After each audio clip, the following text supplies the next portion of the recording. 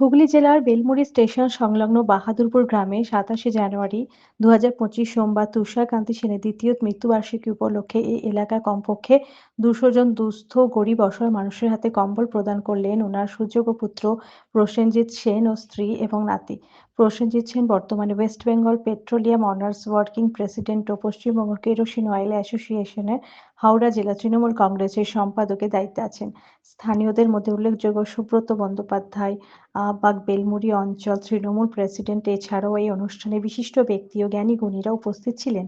প্রসঙ্গত উল্লেখ্য, তুষারকান্তি সেন মহাশয় একজন মহতী এবং দরদী ব্যক্তি ছিলেন। তিনি দুস্থ গরিব অসহায় মানুষের সুখ দুঃখের পাশে সবসময় থাকতেন এবং সাহায্য করতেন। চলুন আমরা শুনে নেব এই বিষয়ে ওনার সুযোগ্য পুত্র এবং নাতি সাংবাদিককে কি বললেন।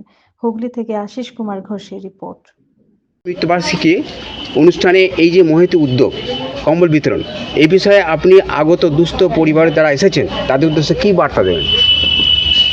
প্রত্যেকে সুস্থ থাকুক, প্রত্যেকে এইটা নিতে এসছে, তাদের কোনো অসম্মানজনক যেন কিছু না হয় ভাবে আমি তাদের কাছে প্রথম ক্ষমা চেয়ে নিচ্ছি, কারণ এটা অসম্মানজনক কিছুর ব্যাপার নেই এবং প্রত্যেকে সুস্থ সবল থাকাটাই আমাদের কাছে, এবং সুস্থ সবল থাকতে গেলে সুস্থ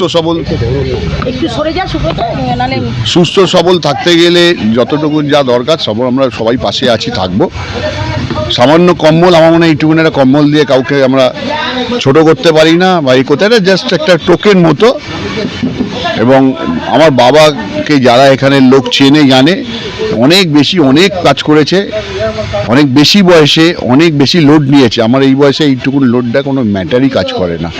এবং আমি আশা করব এখানকার আমাদের দেশের যারা লোকজন, আশেপাশের লোকজন, গ্রামের লোকজন সবাই ভালো থাকুক, ভালোভাবে থাকুক, সেইটুকু।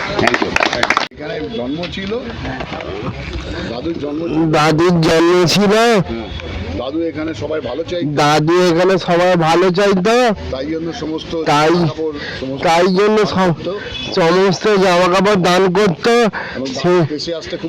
এবং দাদুর দেশটা প্রাণ ছিল, তাই ওনার মৃত্যুবার্ষিকীতে আমরা সামান্য কম্বল দান করলাম। প্রণজিৎ সেন।